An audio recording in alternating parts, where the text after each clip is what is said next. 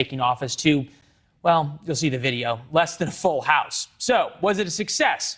Kind of depends on who you ask. Joining us now, two people who are well-versed in the inner workings of the White House. Alyssa Farah worked with former President Trump. Johanna Maska worked under former President Obama, planning events just like this. Ladies, appreciate you being here. Alyssa, I'm going to give you the ratings because your old boss was obsessed with them. 1.5 million viewers, which Fox beat on CNN. An event like this, where the president's trying to reach, by virtue of the network he picked, his audience, does it matter what the ratings are?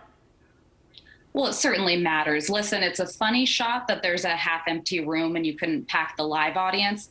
But the reality is he was speaking in kind of an echo chamber. He doesn't need to be selling getting vaccinated and supporting his infrastructure package to an audience at CNN, a pretty bleak one at that, that's already with him.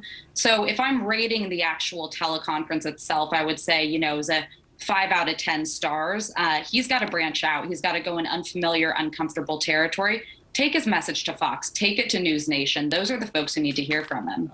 He's welcome here anytime, Johanna, in case you have any friends in the current administration you'd like to pass it on to. But believe it or not, 1.5 million, that didn't even beat MSNBC, which is also conceivably the president's viewers. Is Biden sort of the opposite, good or bad, of President Trump, that he just so very rarely makes news? Well, there's a good side to that. Leland. Oh, go ahead. I was asking Johanna, but go ahead.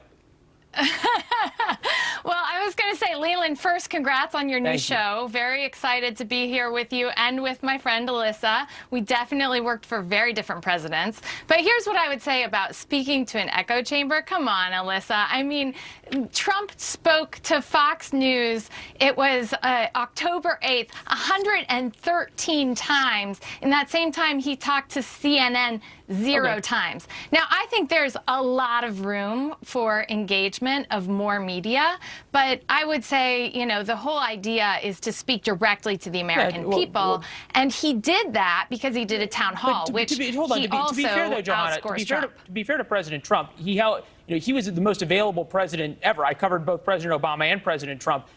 President Trump on the rope line would sit there and talk to you for an hour almost every other day. That never happened in the Obama administration. Not to CNN, right? No, he talked to CNN all the time. He would argue with Jim Acosta. Well, he tried to throw them out of the press pool. Hold on. Let's move on. This is what's interesting, though, is we're going to show you a clip from the Biden town hall, which now Republicans are fundraising off of. Take a look. I mean, everybody thought I was a little nuts. Is in fact, it's going to be. What can a kid say? You got the vaccination, or you know, whether those aliens are here or not. We know that this virus is in fact it's going to be. Or excuse me, what could they do? Portman is a. So is the juice of the echo chamber worth the squeeze of having that video out there?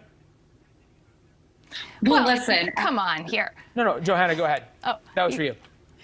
I mean, if we're talking about, you know, President Biden, he was not sending a thrill up Chris Matthews' leg.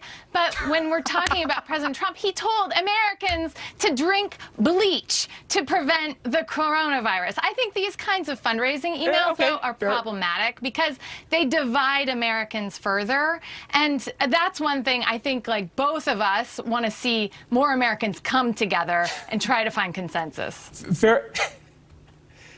Chris Matthews, 2008. That was a moment. All right, Alyssa, this is the last question to you, and we're going to move a little bit.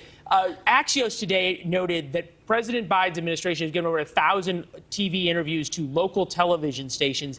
That was something that President Trump's administration did as well. Is there something about a safe space of local TV that makes it easier for the administration?